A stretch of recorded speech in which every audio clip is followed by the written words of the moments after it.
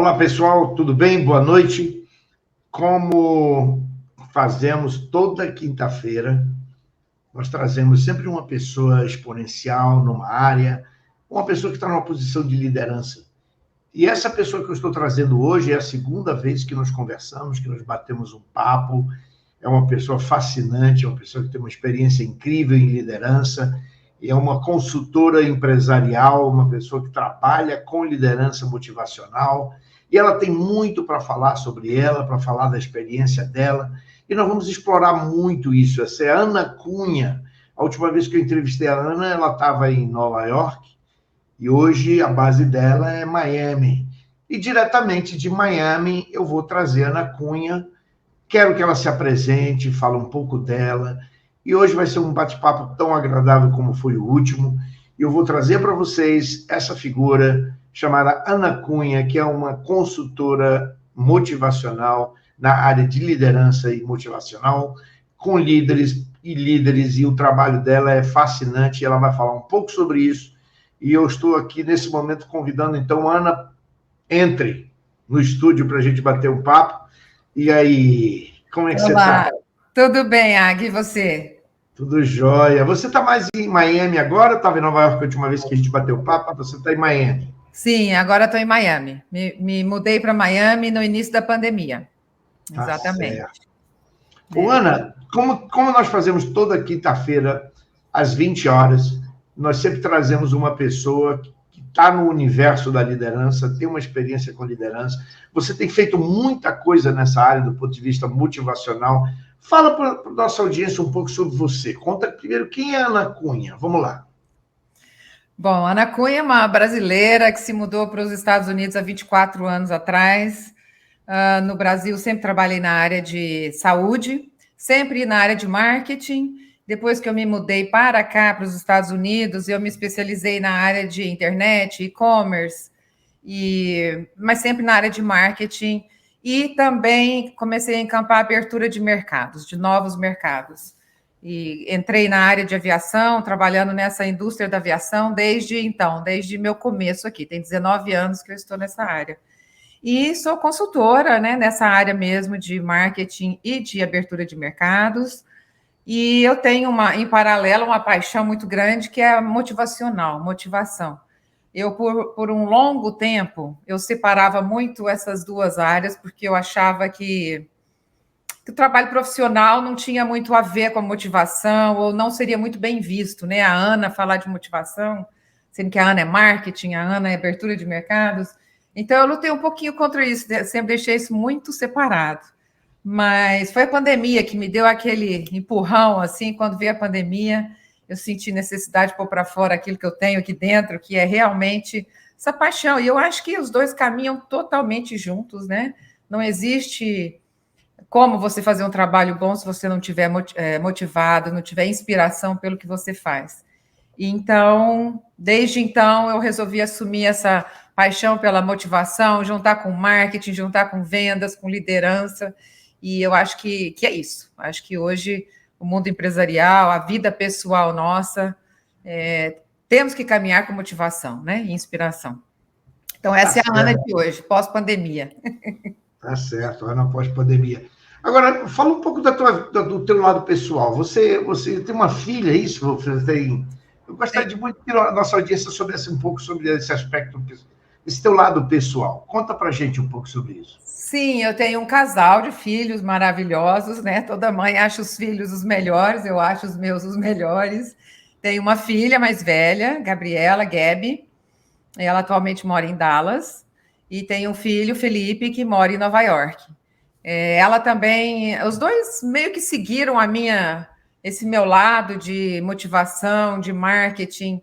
Os dois estão trabalhando nessa área. Minha filha trabalha com marketing digital, totalmente remota, ela é freelancer, é dessa geração nova, nômade, freelancer, tem os clientes dela e trabalha de qualquer lugar. Não quer patrão, não quer ser empregado de ninguém, né? Não, ela é dona da própria vida, tem o schedule dela, né? E ela é bem isso. Já o meu filho, ele trabalha para uma startup, ele também se graduou na época da pandemia, ele estava comigo em Miami, quando as universidades fecharam, né? Aquela época toda. E então ele já se engrenou numa startup de um grupo europeu que começou em Nova York e está lá, trabalha nessa parte de esportes, na área de esportes, é uma mídia, uma empresa de mídia, né, toda digital, e também faz o que ama, que é falar de esportes. Eles têm um podcast onde eles analisam os jogos de futebol americano, bem para essa geração nova, né, que é a geração deles, e está indo muito bem. Então é isso. E os filhos serão nossos eternos bebês, não é? Sempre. Não importa qual é a idade deles, Não eles cresce. vão ser nossos eternos bebês, não é mesmo? Exatamente. Agora, Ana, vamos falar então do teu lado como consultora. A gente trocou ideias, inclusive, antes dessa entrevista, sobre liderança inspiracional, liderança motivacional. O que você tem feito nessa área? Conta para o nosso público o que você tem feito sobre isso e aonde é que você se sente absolutamente à vontade e a coisa está florescendo ou reflorescendo e está começando a fazer muito sucesso. Conta para nós isso daí. Bom, Agui, eu acho que foi a minha própria experiência como consultora, porque eu acho que a consultoria é uma coisa muito rica, né? Você é um consultor, você sabe disso. A gente trabalhando com várias empresas de indústrias diferentes, muitas vezes, os desafios são diferentes, o estilo, a cultura, a filosofia das empresas são muito diferentes. E nós, consultores, somos obrigados a nos adaptar com tudo isso ao mesmo tempo. Então, eu acho que a gente se recicla muito rapidamente, né? Nós estamos sempre inovando e temos que nos adaptar às culturas diferentes das empresas e buscar soluções diferentes para cada cultura e para cada empresa. E com tudo isso, a minha consultoria sempre foi muito transparente. Eu sempre fui aquela... E já trabalhei com muitos consultores e eu vejo que cada um tem o seu estilo também. O meu estilo é aquele de... O que eu estou vendo ali, eu falo, entendeu? E muitas vezes não é o que o presidente da empresa quer ouvir, não é o que ele tem ouvido, né, dos seus vice-presidentes, dos executivos, mas para mim, o que eu penso é o seguinte: eu estou sendo paga para isso. Então, o que eu vejo que pode melhorar, onde tem um probleminha ali, algum conflito, alguma coisa, é onde a gente tem que atacar, e eu sempre vou ali bem, assim, diretamente ao ponto. E eu acho, falando de inspiração e de motivação, muitas vezes a gente identifica os problemas nas empresas, e o que a gente vê é que, até ontem, né, eu diria, porque hoje muita empresa já está preocupada com esse lado da motivação, mas até ontem, quando tem um problema, se aponta o dedo ali e aquele é o culpado, e ali se toma alguma providência. E eu acho que hoje em dia as coisas são bem diferentes. Tem muita coisa por trás de um problema, que eu acho que a gente tem que ter uns olhos mais... olhar por um ângulo diferente. Eu acho que por trás de um problema, como eu sou muito otimista e eu sempre acho que tem uma oportunidade por trás de um problema. Então, eu sempre procuro por essa oportunidade. Mas eu acho que quando a gente fala de pessoas... a gente tem que olhar o que está ali por trás. Muitas vezes aquela pessoa ela não está tendo uma performance boa, mas porque tem vários blocos ali, né? Ela está tendo alguns bloqueios de alguma coisa, às vezes até interno dela mesma. Às vezes ela tem toda aquela competência ali dentro, mas ela não foi dada aquela chance, aquela oportunidade. Então, eu acho que hoje, para mim, eu olho muito mais isso. Eu procuro identificar eu falo, diamante que está dentro daquela pessoa que muitas vezes não está sendo visto, né? Ou não está sendo bem aproveitado. Eu acho que, às vezes, a pessoa está numa posição errada e está tendo insucesso justamente porque ela não está naquilo que ela tem o talento. Então, eu acho que essa área inspiracional e motivacional, acho que hoje ela tem que estar presente em qualquer empresa, em qualquer departamento, porque para ter sucesso hoje o cliente é muito mais exigente, né? Muito mais demanding. A gente hoje tem que humanizar as coisas, eu acho. Então, você é muito apologista daquela frase do Marcel Proust, que diz que a grande viagem da descoberta não é mudar de paisagem, mas olhar para essa mesma paisagem com outros olhos. Com certeza. E como é que você descreveria essa frase do Marcel Proust ligado àquilo que você faz hoje em dia e a tua experiência e o teu trabalho? Então, eu vou contar uma história aqui de uma palestra, uma pessoa que eu conheci que descreve exatamente isso. Ele é um fotógrafo de muito sucesso da National Geographic. Eu encontrei com ele acho que foi em setembro, eu fui numa convenção aqui, de aviação em San Diego, na Califórnia, e ele deu uma palestra e depois eu encontrei com ele, porque eu fiquei tão fascinada com a palestra dele, com a mente dele, e eu tive o privilégio de encontrar e passar um tempinho com ele. A palestra dele foi toda, como ele é um fotógrafo profissional, né? Ele conta que todas as fotos em que ele foi campeão mundial, que ele ganhou prêmio, foram fotos em que, quando ele estava tirando aquela foto, ele teve algum obstáculo, alguma coisa, ou ele programou tudo, por exemplo, se fosse uma foto de paisagem, né? De fora, outdoor, o tempo muda e a nuvem fica nublado ou chove, alguma coisa. Alguma coisa aconteceu em todas essas fotos que ele teve que mudar o ângulo do que ele tinha programado. Então, assim, a foto é a mesma praticamente do que a que ele tinha programado, porém, ele mudou o ângulo de uma forma, foi um detalhe, e aquilo mudou totalmente o resultado da foto. Então, a palestra dele toda em cima de que muitas vezes, a gente tem que mudar o ângulo do que a gente está olhando, do problema, da solução que a gente está procurando. E isso me calou fundo, porque eu sou muito assim, de procurar ângulos diferentes. Então, eu acho que na consultoria é isso também. É isso também. Quando eu mudei aqui para os Estados Unidos, comecei a ter minha vida profissional aqui, eu enfrentava muito isso, porque eu sempre fui de questionar, né? Mas por que nós vamos fazer dessa forma, Ana? Porque sempre fizemos assim. Isso eu bati demais com esse argumento. E eu sempre sou de questionar, e por que não mudar, né? Já tentou fazer diferente? Que tal a gente fazer diferente dessa vez? Então, eu sempre tive isso de olhar para um ângulo diferente, que eu acho que hoje, cada dia, o mercado é mais competitivo, e cada dia nós temos que nos diferenciar mais, né? Então, eu acho que na consultoria, em qualquer trabalho que a gente faça, eu acho que a gente tem que procurar um ângulo diferente. Se a gente for olhar as empresas, né? Falando aqui de empresas, todas aquelas que têm um olhar diferente para a mesma situação, é aquela que inova e que tem que causa, né, faz uma diferença, causa um impacto no mundo hoje em dia. Acho que Qual é a basta... grande mensagem, Ana, que você passa? Bom, eu queria só voltar um pouquinho nesse conceito que você falou aí, que eu me lembrei de uma história super interessante. Quando a gente fez um projeto há muitos anos na Suzano Pfeffer de Papel e Celulose, em Mogi das Cruzes, a gente fez uma filmagem da fábrica e, de repente, na hora de mostrar a filmagem para o presidente da empresa, eu até me lembro do nome dele hoje em dia, o Carlos Dias, que era um argentino, a gente mostrou aquele filme e ele viu, através daquele filme, que as bobinas, que tinham 5,5 toneladas, custavam uma fortuna, mais de $20 mil cada bobina, elas estavam sendo lavadas juntamente com a água que eles colocavam para lavar o chão daquela máquina gigante de 375 metros de comprimento, 3 prédios de altura.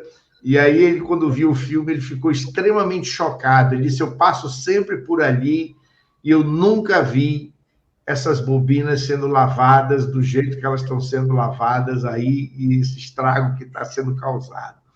Então, vamos falar um pouco da tua experiência quando se trata dessa descoberta e do aspecto motivacional e inspiracional que toca e mexe com a liderança. Vamos lá. O que você tem a dizer sobre isso? Eu acho que isso aí que você falou tocou o ponto perfeito do consultor, porque o que eu digo muito de um dos pontos fortes de se ter um consultor é exatamente isso. Aquela pessoa que ela trabalha na empresa, está ali há anos, todo dia aquela rotina, ela deixa de enxergar as coisas, como no caso desse presidente. Ele nunca percebeu que aquela mesma água... E já para a gente, um consultor, se a gente fosse visitar essa empresa, na hora a gente ia perguntar o porquê de usar a mesma água. Então, eu acho que é muito importante ter olhos que estão de fora. Quando a gente entra de fora, a gente questiona muita coisa. A visão é muito mais ampla. A gente tende a acostumar com as coisas, né? Então, eu acho que isso, assim, por si só, acho que esse é um dos grandes motivos de que acho que, não sei se a gente conversou sobre isso na última entrevista, mas sobre o fractional CMO, né? Que é o profissional de marketing fracionado, né? Não sei se em português a gente falaria fracionado. Pode ser que caiba o profissional de marketing fracionado. É aquele profissional de marketing que ele não é um funcionário da empresa, 100% da empresa. Ele pode ser o executivo de marketing de várias empresas, de 3, 4 empresas ao mesmo tempo. Então, assim, esse conceito tá crescendo muito em várias áreas, né? Não só executivo de marketing. Acho que justamente por isso, porque pelo mesmo motivo do consultor, ele tem experiência com outras indústrias, com outras empresas, então ele tem mais olhos para enxergar, detectar coisas que quando você está imerso ali naquela empresa todos os dias, muitas vezes a gente deixa de enxergar, né? E eu acho que isso é a mesma coisa. Eu vejo muito, eu já tive casos de clientes de empresas, clientes meus, que eu entro na empresa e eu converso com o presidente, eu falo, olha, eu detecto que às vezes um funcionário, ele não está tão feliz ali, e quando ele foi apresentado para mim, é como se ele fosse um funcionário super satisfeito naquele cargo, foi promovido, e muitas vezes eu detecto, eu vejo que aquilo, porque também tem um outro lado muito bom, que os funcionários se abrem comigo, porque eu não sou da empresa. Então, tem sempre um lado bom e um lado ruim, né? Ao mesmo tempo, falar, ela não é da empresa, é consultora. Tem aquilo também, chegou a consultora, tem isso. Mas tem esse outro lado de que eles têm mais liberdade. Não é uma consultora qualquer, é Ana Cunha. Então, assim, eu percebo muito isso. Eu sempre tive olhos para entender as pessoas. Eu acho que eu tenho muito isso. Então, eu já tive casos de falar com o presidente, com o vice, falar: olha, esse funcionário vale ouro, mas ele está no lugar errado. Ele não vai continuar. Eu acho que ele não fica por muito tempo se não for dada tal e tal oportunidade para ele. E eles não me ouviram e aconteceu exatamente isso. Hoje, nesse caso, o funcionário está no concorrente, na posição que eu tinha sugerido. Então, isso acontece muito, né? Muitas empresas têm olhos para ouvir e seguem o que a gente fala, mas às vezes é muito difícil. Eu gostei do olhos para ouvirem, porque o pior cego é aquele que não quer escutar, né? Exatamente. Acho que a gente tem que ouvir, enxergar, né? Tem que ser muito. Eu falo muito que é enxergar aquilo que não é visto e ouvir aquilo que não é falado. Eu sempre, quando eu visito clientes, distribuidores, às vezes de cliente, e às vezes eu acompanho o vendedor, eu falo que eu estou sempre observando, eu gosto de ouvir aquilo que eles não falaram, que o cliente não falou. Para mim é o que diz mais, entendeu? Não é normalmente, principalmente se é um vendedor que eu falo que ele segue o script, né? Que não é o vendedor de hoje. Hoje a gente tem que ser muito mais aberto, mas eu realmente, na minha consultoria, eu procuro ouvir aquilo que não é falado e enxergar aquilo que não é mostrado, eu diria. Ô, Ana, desde a nossa última entrevista, a gente tem conversado de vez em quando, falado oi, e tem acompanhado à distância o outro e tal. O que mudou no teu trabalho entre a última vez que que eu entrevistei você, que a gente bateu um papo, e esse teu momento profissional agora? O que realmente deu uma guinada? O que mudou? O que você viu? O que você enxergou? O que você identificou que realmente mudou totalmente aquela característica e aquela coisa que hoje te fascina e te motiva e te deixa entusiasmada com o que está acontecendo? Olha, eu acho que eu até já mencionei um pouquinho isso aqui, mas assim, eu digo que antes da pandemia, tem muitas histórias, né, sobre a pandemia, mas a minha história é que antes da pandemia eu separava muito isso do motivacional com esse lado profissional, e a pandemia me fez enxergar com tudo que estava acontecendo. Eu me lembro assim, exatamente, foram 10 dias de pandemia. No 10º dia eu falei, eu não aguento mais isso, não aguento. Que a gente ficou, todo mundo ali assistindo notícia, né, ouvindo e mandando um para o outro. Então foi uma coisa, como eu sou uma pessoa muito positiva, que eu gosto de olhar para o lado bom de tudo, naqueles 10 dias não teve nada de bom para olhar, né, para se olhar. E aí chegou no momento que eu falei, eu não aguento mais, eu vou falar de coisas boas, eu vou falar de motivação, eu vou fazer minha parte. E foi aí, naquele dia mesmo, acho que foi até 19 de, estava vendo aqui, 19 de março, eu lancei meu canal no YouTube, onde eu comecei a falar naquela época ainda não estava muito claro para mim, eu falava de motivação, mas eu também continuei falando de business, de negócio, de marketing, porque eu achava que eu tinha que falar disso, porque é o que eu trabalho. E foi assim por um tempo, e eu levei essas coisas bem separadas, o que é muito confuso, né? E para mim eu estava sempre naquele dilema, falo mais disso, falo mais daquilo, até que chegou um momento, eu falei, não, eu vou falar, eu tenho essa paixão aqui, eu quero pôr isso para fora. Muitas pessoas me pediam, Ana, fala mais disso, faz vídeo disso, faz vídeo de autoconhecimento, faz vídeo de motivação. E eu resolvi, de repente, falei, eu vou investir nisso para o meu lado pessoal mesmo e ajudar as pessoas. E aí eu mudei o meu Instagram, por exemplo, falo só de motivacional, não falo mais de marketing. Às vezes uma coisa ou outra eu menciono, porque eu acho importante das pessoas verem, mas e com isso aí tem sido muito interessante, porque eu tinha esse medo, né, de clientes, do pessoal da indústria que eu trabalho, olhar e falar, Ana, falando de motivação, meu Deus, ela é marketing. Só que o que acontece é isso mesmo, tudo isso me provou que as coisas andam juntos e tem que andar juntas. A única forma da gente ter sucesso, da empresa ter sucesso, é dela olhar para esse lado, dela se humanizar. Então, eu resolvi humanizar tudo que eu faço. É a consultoria, é o meu trabalho, trazer a motivação e trazer a inspiração, não interessa para onde, né? Onde quer que você esteja, onde quer que eu esteja. E eu nunca acreditei, Ag, nessa história de que isso, assim, há décadas já, eu nunca acreditei quando as pessoas falavam, eu tinha inveja disso, na realidade, no começo. As pessoas falavam, eu consigo separar totalmente as coisas. Quando eu saio do escritório, eu fecho a porta, os problemas ficam lá e eu sou outra pessoa. Eu nunca fui assim, acho que porque eu faço muito o que eu amo, então eu estou sempre envolvida com tudo que eu faço. E eu acho que a pandemia mostrou para nós que é impossível, que isso não existe mesmo, de separar assim. A vida, nós somos uma pessoa só, né? Não tem isso de separar meu cérebro, aqui é trabalho e aqui é minha vida pessoal, a família, meus hobbies. Eu não vejo a vida assim, não acho que é assim. E acho que a pandemia mostrou que realmente não é, por isso tanto problema de saúde mental, né? Mental health e tudo que as consequências aí dessa pandemia. Então, acho que o que a Ana mudou, que você está perguntando, a Ana versão pós-pandemia. Isso, a Ana versão pós-pandemia. Eu agradeço muito a pandemia, como eu sou otimista, eu olho o lado bom de tudo. Não sei se não tivesse tido a pandemia, se eu estaria aqui hoje conversando com você da forma que eu estou conversando, tenho certeza que não. Mas a pandemia me mostrou que a gente tem que fazer aquilo. Eu estava falando aqui agora mesmo com você, que o consultor, eu vejo como nossa obrigação de enxergar o diamante que existe em cada um. Quando a gente tem o cliente, né, empresas, e para poder realmente fazer uma consultoria bem feita ali para a empresa. E foi isso que eu enxerguei. Eu falei, gente, se eu tenho isso dentro de mim, eu tenho que pôr isso para fora, eu vou fazer isso e não vou pensar duas vezes. E é isso que eu tenho feito. E tem sido, assim, maravilhoso. Na realidade, foi, assim, uma mudança, sabe? Parece que eu virei a mesa e agora eu estou sentindo como as empresas precisam disso. Eu tenho tido, com os vídeos que eu falo de motivação, eu tenho tido treinadores de vendas que me mandam mensagens, Ana, já vendi 7 mil imóveis, estou usando seus vídeos para...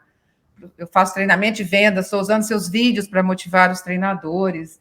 Professoras que falam, Ana, me inspirei nas suas mensagens, estou ensinando como os alunos serem donos das próprias vidas, protagonistas das próprias vidas.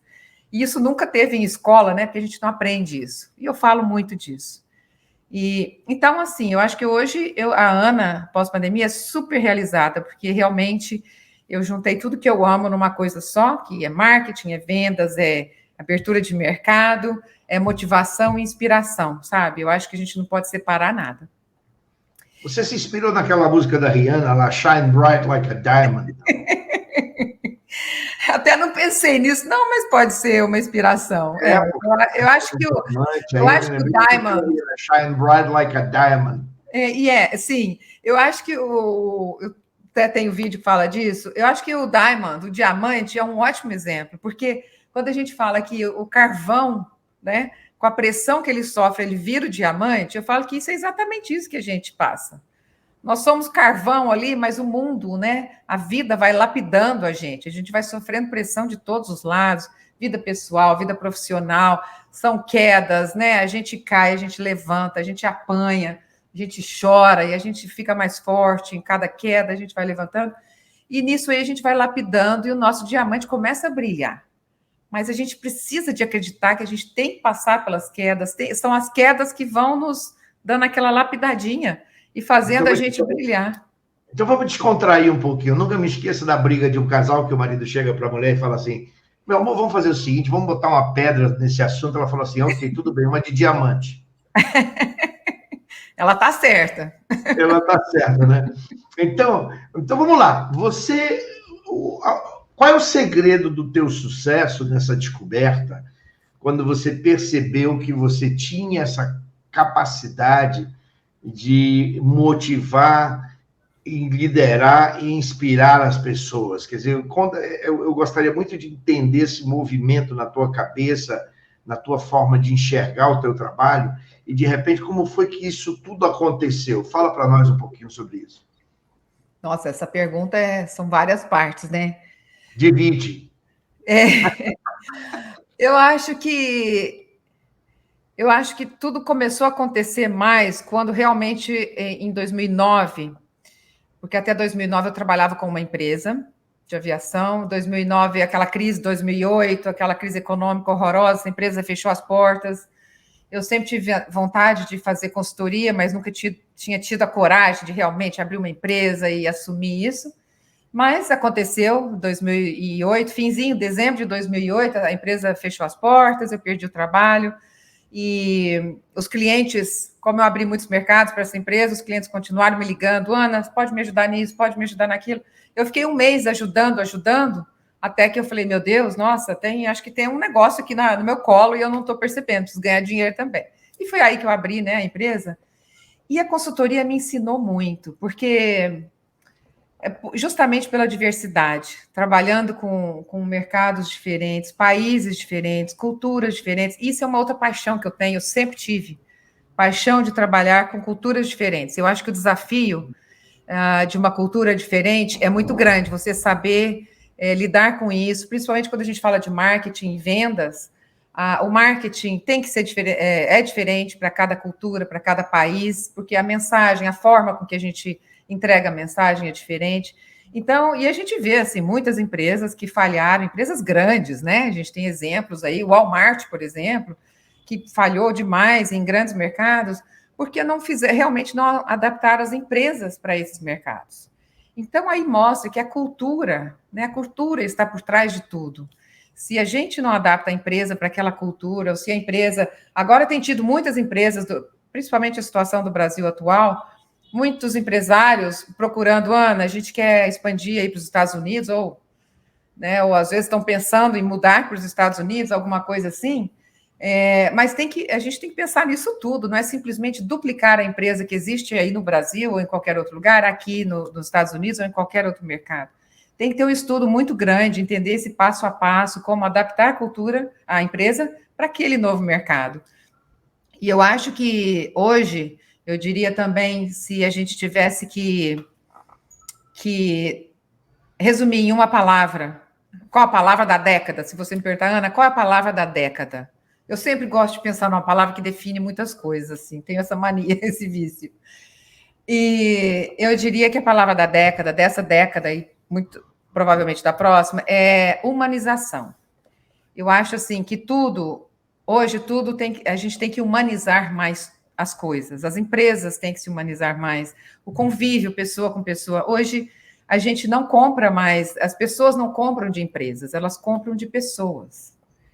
E não é à toa que surgiu essa nova onda, né, já há alguns anos, já na última década, de influenciadores. Porque as pessoas querem comprar de pessoas. Então, a empresa... Eles compram de CPF, não de CNPJ, né? Exatamente. Por quê? Porque é a confiança, é o relacionamento, é isso aqui que a gente está tendo, né? Você está conversando com a Ana, você não está conversando com a empresa. E aquela coisa, eu confio na Ana. Quando aconteceu isso comigo em 2009, que eu falei que eu perdi o emprego, isso foi uma coisa que me chocou naquela época, que eu tive clientes que eram clientes da empresa que eu trabalhava, eles me falavam: Ana, preciso de comprar um motor de avião assim, assim. Eu falava: tá bom, eu vou procurar, vou fornecedor e tudo. Não, Ana, eu não quero mandar o dinheiro para eles, eu vou mandar para você e você faz o pagamento. Porque eles não confiavam, né, trabalhando com o mercado externo. E eu falava: meu Deus, que confiança. Então, mas é isso, é o personal branding, né? Hoje a marca pessoal é muito importante. Por isso que eu acho que hoje a empresa que não trabalha com esse personal branding, os líderes não trabalham com o sua própria marca pessoal, essa empresa não tem muito futuro, né? É o que a gente diz. E então eu acho que é isso, Águia. Eu acho que o que me transformou também, eu me humanizei muito mais. Eu sempre fui muito, eu acredito que eu sempre fui uma pessoa de olhar muito para a pessoa, assim, o que está dentro da pessoa. Mas eu acho que cada vez mais, cada vez mais. Então, eu sempre tive muito isso de procurar o que tem de bom dentro da pessoa. Essa empresa mesmo que fechou na época de 2008, ela, na realidade, um ano antes de começar a crise, ela entrou em crise e ela foi colocada no mercado à venda. Então, ela estava buscando investidores, né, compradores. Então, você sabe como é que é. Quando uma empresa, quando anuncia no mercado que a empresa está à venda, ninguém compra mais daquela empresa, a empresa acaba quebrando por conta daquilo, porque a insegurança é muito grande. Então, a empresa praticamente parou por um ano e a maioria das pessoas ficaram sentadas esperando ser demitidas, esperando, vamos ver o que vai acontecer, de repente vem alguém e compra essa empresa. E eu, para mim, eu não sou assim, eu acho que sempre tem alguma coisa que a gente pode fazer. Então, eu tinha o meu time de marketing, que era pequeno, eu tinha 4 pessoas, 2 delas eram novas, uma delas não era de marketing, e eu contratei ela porque eu via o brilho nos olhos dela, justamente por isso, eu enxerguei o diamante dela. E o que eu fiz? Eu montei um treinamento de marketing, eu falei, eu não vou ficar parada esperando ver o que acontece. E fiz um treinamento de marketing para o meu time, de treinamento explicando o que é aviação na Americana, o treinamento de marketing, vendas, quando todos perderam o emprego, porque a empresa fechou. Mas para mim, eu conquistei muita coisa, porque eles foram embora, assim, 2 deles com lágrimas nos olhos, falando, Ana, hoje eu sou um profissional de marketing, porque você me treinou. E eles conseguiram ótimos trabalhos depois disso. Então, eu acho que, assim, se a gente fizer isso com as pessoas, né, descobrir o que tem... E eu fiz isso não porque a Ana, não, eu enxergava nos olhos deles a vontade, a sede de aprender, entendeu? Eu acho que, assim, eram pessoas que tinham brilhos nos olhos, que na realidade eu gosto de trabalhar com gente assim, né? Uma delas que eu falei, ela era recepcionista da empresa. Quando a empresa falou, Ana, você precisa de uma assistente, mais uma assistente, vamos anunciar? Eu falei, não precisa anunciar. E como não precisa anunciar? Eu falei, eu sei quem eu quero. Eles falaram, quem? Eu falei, eu quero a recepcionista. Ana, mas você é louca, ela não entende nada de marketing. Eu falei, não tem problema, ela tem o que eu preciso. Ela tem sede de aprender, é proativa, tem aquele brilho nos olhos que eu quero.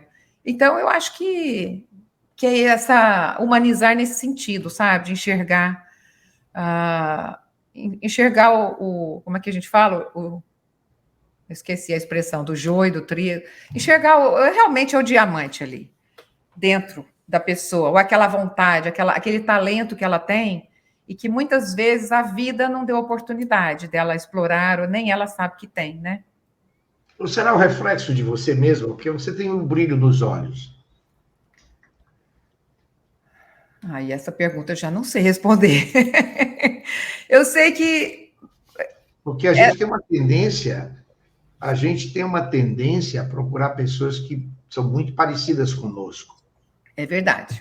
Então, é intuitivo, é inconsciente, mas tanto é que quando a gente contrata pessoas, uma das coisas que eu sempre falo, mostrando o perfil das pessoas, é que se você quer que alguém te complemente, ela tem que ser diferente de você. Exato. Se você quer que ela tenha tuas características, ou você quer que seja uma pessoa encantadora, que tenha brilho nos olhos, que seja motivadora, inspiracional, ou que tenha coisas parecidas com você, porque aquilo que ela vai fazer é muito daquilo que você faz, aí faz muito sentido, né? Por exemplo, a minha assistente, eu odeio detalhes. Então, por exemplo, eu tive que trazer um assistente para trabalhar comigo que prestasse atenção aos detalhes, né? Porque se eu odeio detalhes, a palavra odeio é muito forte.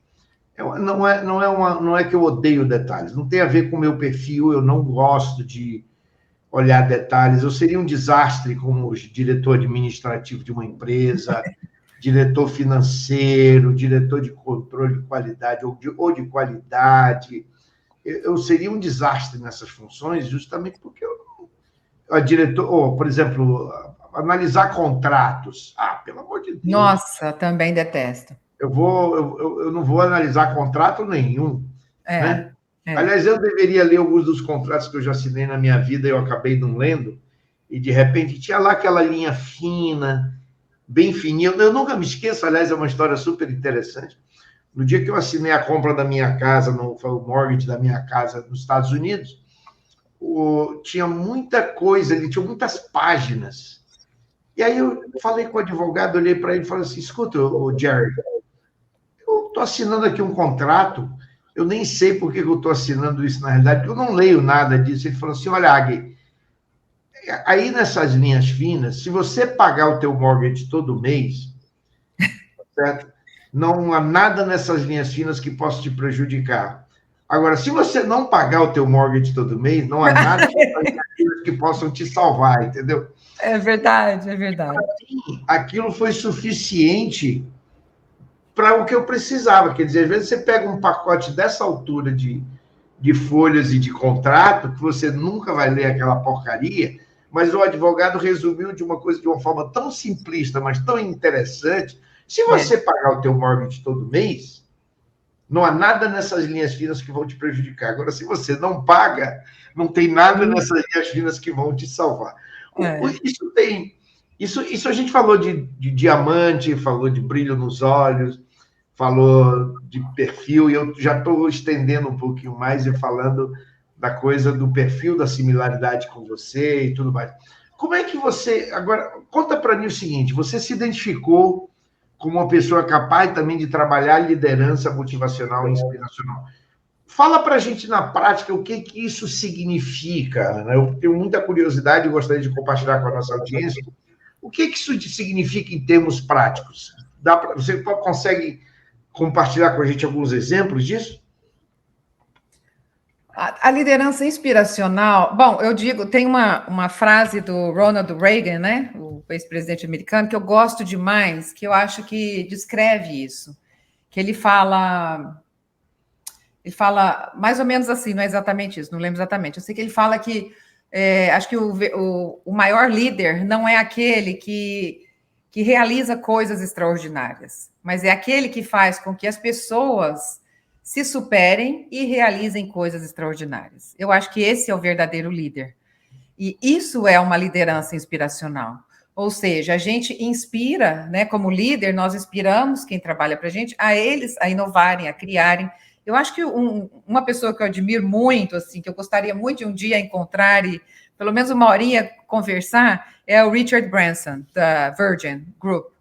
Porque ele é um líder, assim, eu não conheço pessoalmente, mas o que a gente lê, né, livros dele, empresa, ele é um líder que é muito, bom, ele é super carismático, mas muito inspirador, ele inspira, ele provoca a inovação nos funcionários dele. Então, eu acho que é isso, e eu acho que para a gente conseguir isso, como você está me falando, como que na prática, por exemplo, eu tenho uma assistente que está me ajudando agora no meu trabalho, e ela começou agora, então ela está ajudando com convenções, com eventos. Mas ela não tem essa experiência. Então, e como assim, a gente já tem experiência, né? De décadas. Eu me lembro quando eu comecei, que as empresas chegam, se eu trabalhasse com convenção, por exemplo, eles, Ana, você precisa fazer isso, isso, isso. Eu nunca gostei disso assim. Eu acho que a pessoa tem que entender o todo. Então, o que eu faço é o quê? Eu invisto tempo naquela pessoa, eu gosto que ela entenda o porquê que ela está fazendo aquilo, o que acontece antes de chegar para ela, o que vai acontecer depois que ela fez aquilo, porque só ela entendendo tudo que ela vai poder me ajudar, fazer bem o trabalho dela, só ela entendendo como funciona o que a gente fala aqui, né, tendo big picture, de realmente enxergar tudo, ela vai poder ser criativa, de achar, de repente, um processo melhor, achar uma forma melhor de fazer aquela coisa que sempre foi feita daquele jeito. Então, acho que inspirar é um pouco disso, você dá a oportunidade da pessoa entender o que ela está fazendo, entender o que está por trás, não é só o que ela faz, mas entender todo aquele ciclo que acontece em que ela faz parte. Eu acho que isso é um grande erro de muitas empresas, e eu acho que uma das grandes vantagens, e acho que isso é uma das minhas paixões também, eu sempre gostei de trabalhar para empresa de pequeno e médio porte.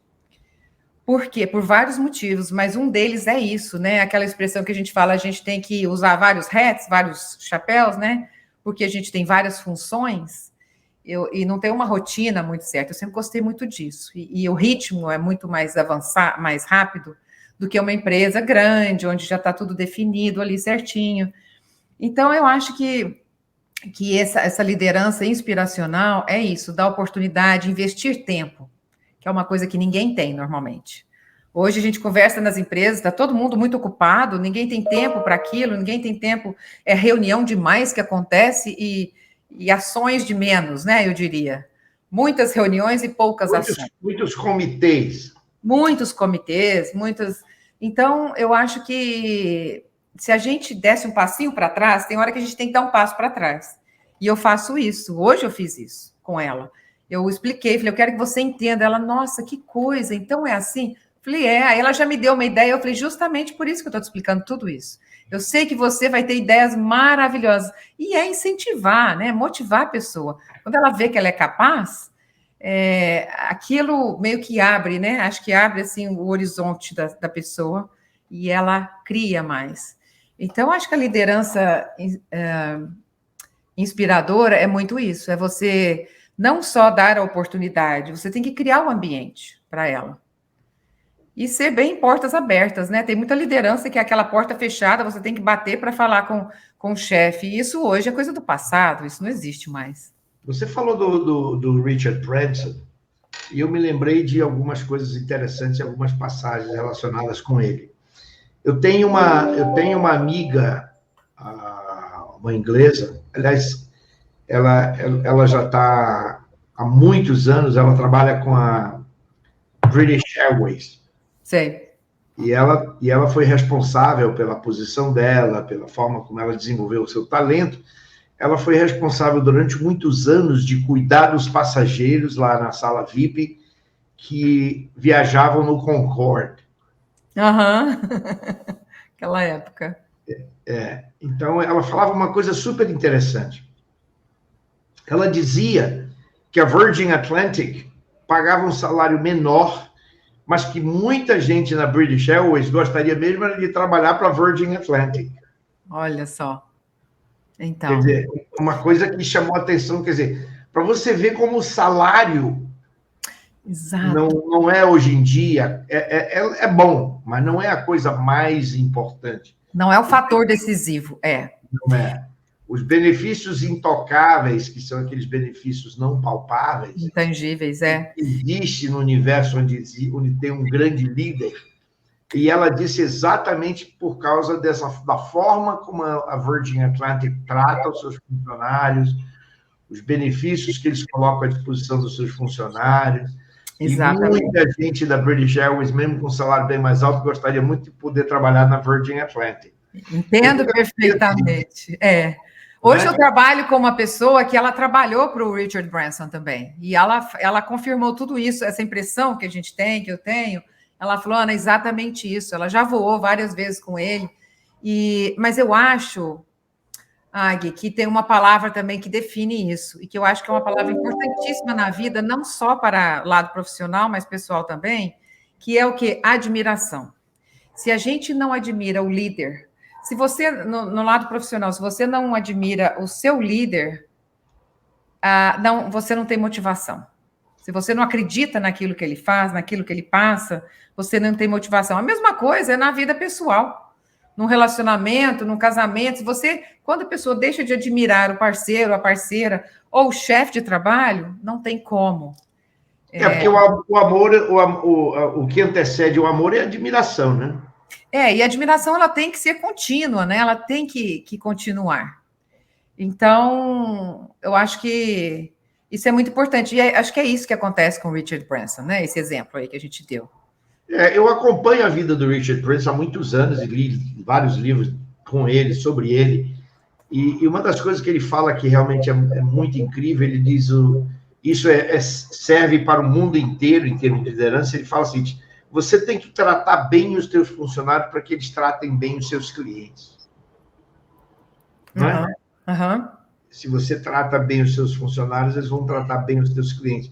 E, às vezes, as pessoas acham que não, quer dizer, o mais importante é o cliente. Ele fala não, o mais importante são os nossos funcionários. Mas para mim é óbvio que é o funcionário, porque o funcionário é o seu primeiro cliente. Eu vejo o funcionário como o meu primeiro cliente. Uhum. Ele vai cuidar do cliente da empresa, mas é isso, eu acho que isso é fundamental, com certeza. Com certeza.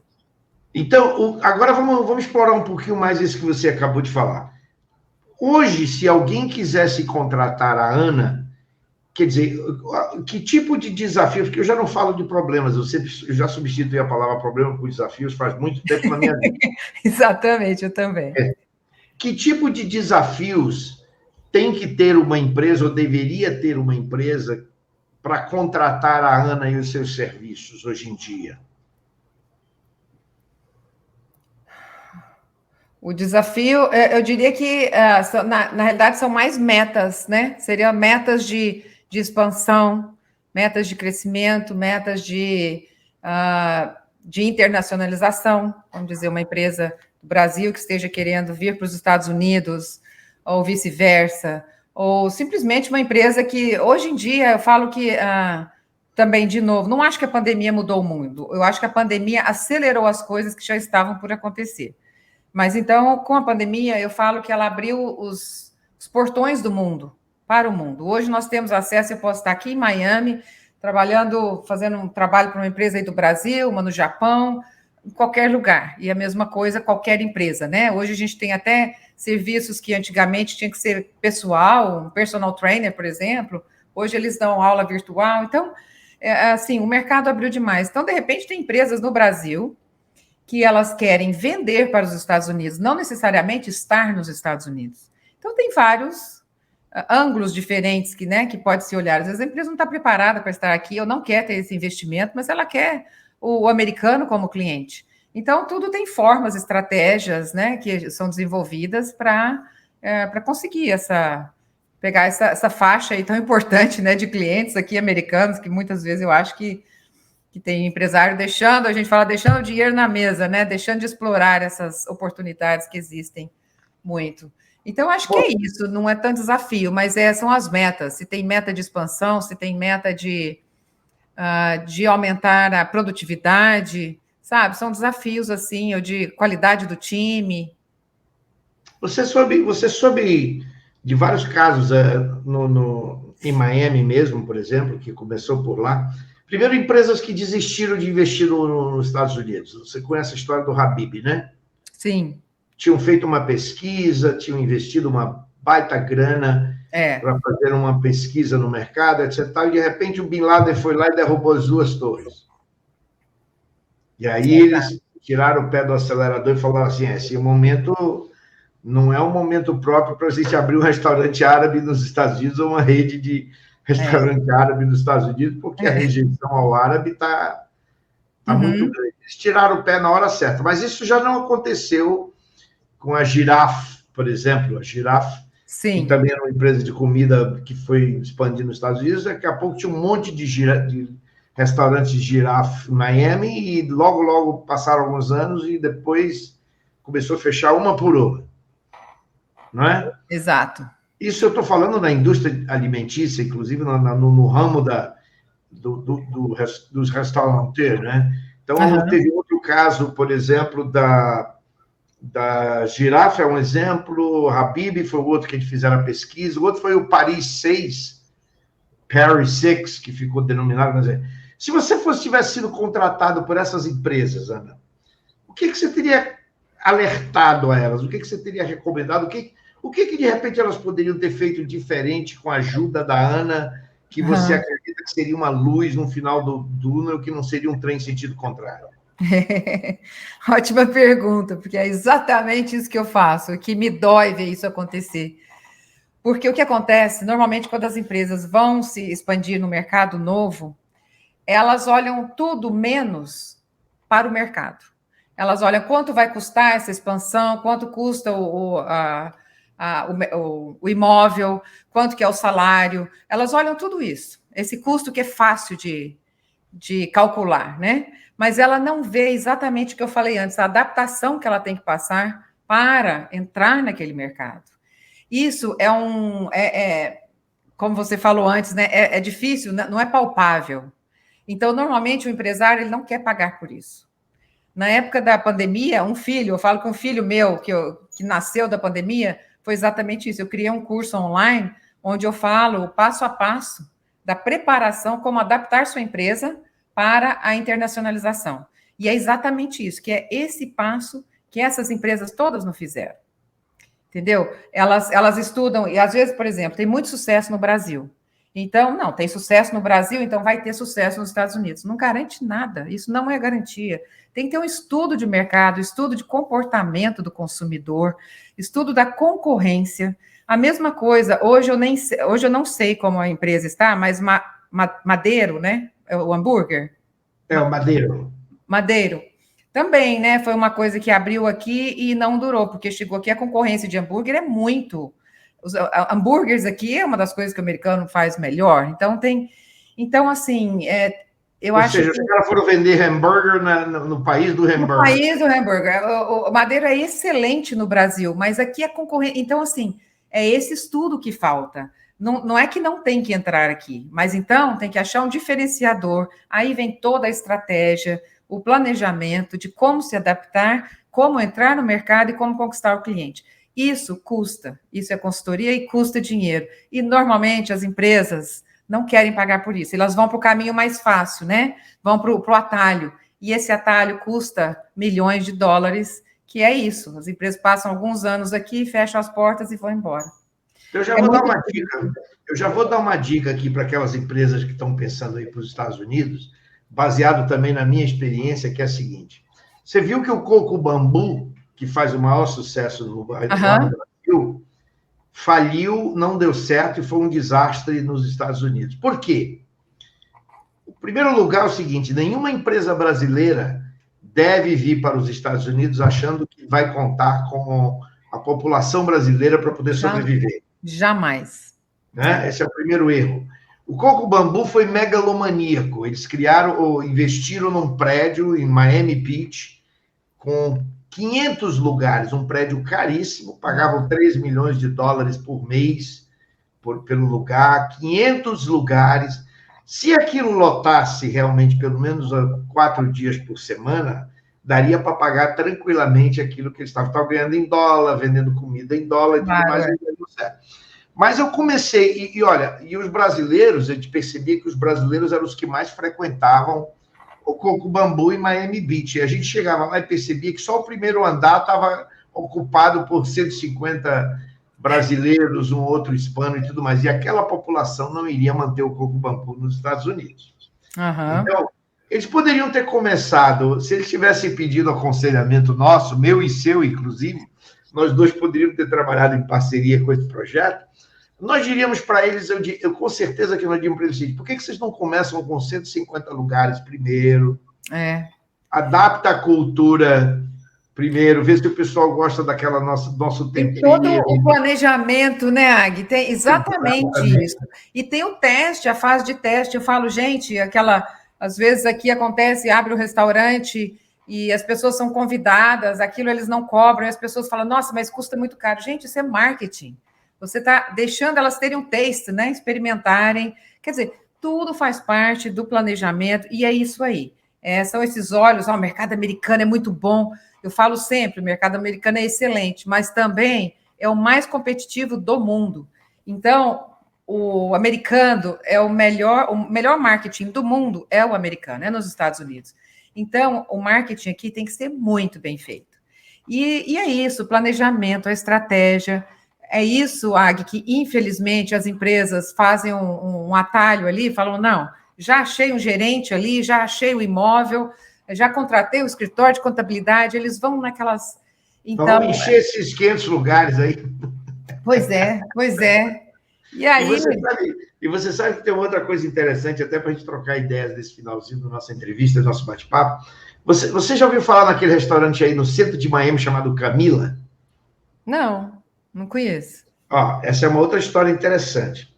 O primeiro restaurante brasileiro que abriu em Miami chama-se Camila. E é um restaurante simples. Buffet, arroz, feijão, bife, comidinha brasileira, normal. batata frita, papapá e tal. O dono desse restaurante que eu tive a oportunidade de conhecer, esse cara com esse dinheiro e com essa grana desse pequeno restaurante no centro da cidade, que hoje em dia é frequentado por brasileiros, hispanos, americanos, que se adaptaram e gostaram daquele sabor e daquilo que eles foram se adaptando pouco a pouco. Esse cara, com a grana que ele recebeu, ele construiu um prédio em Londrina, no Brasil, e alugou para o INSS. Hoje ele vive só do aluguel daquele prédio, que vale a pena. Esse cara, ele voltou para o Brasil, entregou o Camila para o sobrinho dele, eu não sei o que é. Hoje o Camila tem em Orlando e tem no centro de Miami e vive lotado. O pessoal adora essa comida. Quer dizer, para você ver que, de repente, de uma maneira muito simples, e iniciando do básico, quer dizer, é aquilo que eu falei, a megalomania do Coco Bambu foi exatamente... Eu conversei com várias pessoas daquela época do Coco Bambu e comecei a fazer algumas perguntas nessa linha, de assim, por que vocês estão... Por que aí os outros andares estão sempre vazios? Né? Você vê que o Coco Bambu, em vários lugares do Brasil, eles têm 3, 4 andares. Em Fortaleza são 3 andares, e os andares estão... Lá em São Paulo, são 3 andares, e os andares estão sempre lotados. Mas, assim, faz sucesso no Brasil, mas o sucesso é aquilo que você falou, Ana. Preciso da sua ajuda para entender essa diferença, porque sucesso no Brasil não é garantia, como você disse, de sucesso de jeito nenhum nos Estados Unidos. Então, a tua ajuda, acredito que vai muito nessa linha de poder dar um certo direcionamento. Totalmente. Às vezes, Águia, é até mais fácil trabalhar com com empresários que estejam querendo abrir um negócio aqui, mas não expandir. Por quê? Porque aí ele vai ter que fazer pesquisa, ele vai ter que entender do mercado, porque ele está abrindo uma coisa nova aqui. Normalmente, quando já tem uma coisa de sucesso, tem esse vício de achar, não, é um super sucesso aqui no Brasil, não tem como não dar certo nos Estados Unidos. Tem como sim, e são muitos que dão errado, justamente por achar isso, né, que não tá certo, deu certo aqui, vai dar certo lá. Não vai. Não existe essa regra de jeito nenhum. Isso é receita de fracasso, na realidade. Ana, é sempre um prazer enorme falar contigo, é sempre gostoso trocar ideias com você. Você é uma pessoa brilhante, você já é inspiradora por natureza. Não, mas você tem o brilho nos olhos também. Você tem que se olhar no espelho para olhar esse brilho que você tem também nos olhos aí, porque é isso que você passa para as pessoas. Obrigada. E você é inspiradora. Nesses últimos 2 minutos que nos resta aqui do nosso bate-papo, qual é a mensagem que você passaria para a nossa audiência e para esse público aí?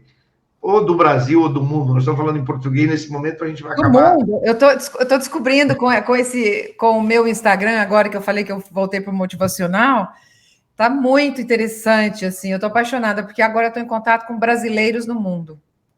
Muito interessante. Até comecei uma coluna agora, mas isso ainda é confidencial, vai ter uma coluna que eu estou falando para brasileiros espalhados no mundo, uma revista aí.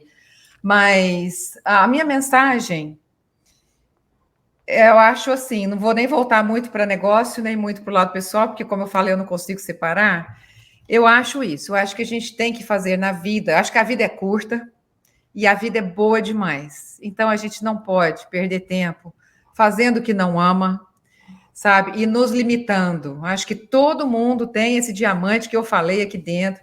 Se você não está feliz com o que você está fazendo, procura pensar no que, sabe, fazer uma mudança de vida. Eu acho que a gente não pode perder tempo, não. Eu falo que quanto mais a gente vive, no nosso caso aqui, né, a gente já está mais para lá do que para cá, né? A gente tem menos tempo pela frente do que para trás. Então, eu acho que é uma das coisas que a experiência nos dá, é exatamente isso, de ser mais direto, de não perder tempo com coisas que não vão levar a gente a lugar nenhum, e realmente não perder tempo com coisa que não satisfaz, que não traz alegria. Eu acho que a gente só produz quando a gente faz o que ama, a vida fica muito mais leve, muito mais gostosa, e é isso aí, a gente contagia, as pessoas contagiam. Então, uma pessoa infeliz todos em torno dela vão estar infelizes, porque felicidade ou tristeza é contagiante, né? Então, eu acho isso. O que eu falei da palavra da década de humanizar, humanização, o desafio que eu lanço é isso: vamos humanizar mais nos nossos relacionamentos pessoais, na empresa, sabe, na vida. Eu acho que é isso. Acho que o mundo seria muito melhor se a gente será muito melhor. E a gente começa a fazer, eu falo que é trabalho de formiguinha. Trabalho de formiguinha, cada um faz o seu, e assim, é muito bom, né? A gente recebe, e quando a gente recebe essa troca, é que dá o gás para a gente continuar o trabalho de formiguinha. Então, eu acho que tudo vale a pena. Gente, eu acabei de falar com Ana Cunha, baseada aqui em Miami, uma pessoa incrível, uma consultora internacional. Não vá abrir empresa nos Estados Unidos sem falar com ela. Bate um papo com a Ana, porque ela vai te dizer os cuidados que você deve ter ao abrir uma empresa. Ó, essa entrevista vai estar gravada em todos os nossos canais que vocês estão vendo aí embaixo na tela. Querem conhecer a Ana? É só procurar pela Ana. Aqui mesmo nos nossos canais vai estar informação também sobre ela, senão nós mesmos vamos passar essa informação. A Ana é uma consultora incrível, brilhante, tem um relacionamento com a Ana já faz algum tempo, desde a época da Pan American Flight International Academy, sim, onde ela também já estava no mundo da aviação. Foi uma experiência incrível, foi um prazer enorme conhecer você, Ana. Muito obrigado por você ter disponibilizado para bater um papo conosco. Nossa audiência está muito, muito aí também, com certeza, apreciando essa entrevista, esse bate-papo. Você é uma pessoa fascinante e um grande beijo no seu coração, viu? Que o prazer foi meu, é sempre muito gostoso conversar com você. Eu falo que é sempre uma conversa, né? Descontraída, gostosa, mas que também tem muita troca de informação importante. Prazer estar aqui com você novamente. Até mais. Tchau, tchau a todos. Pessoal. E quinta-feira da semana que vem nós estamos juntos outra vez com outra pessoa, possivelmente com um assunto, alguma outra pessoa tão fascinante quanto a Ana Cunha, que esteve conosco hoje. Gente, muito obrigado. Inscrevam-se no nosso canal, participem e incentivem, porque essa informação e essa mensagem pode chegar para muito mais gente do que está chegando hoje e depende muito da sua participação, tá bom? Uma boa noite para todos e até breve.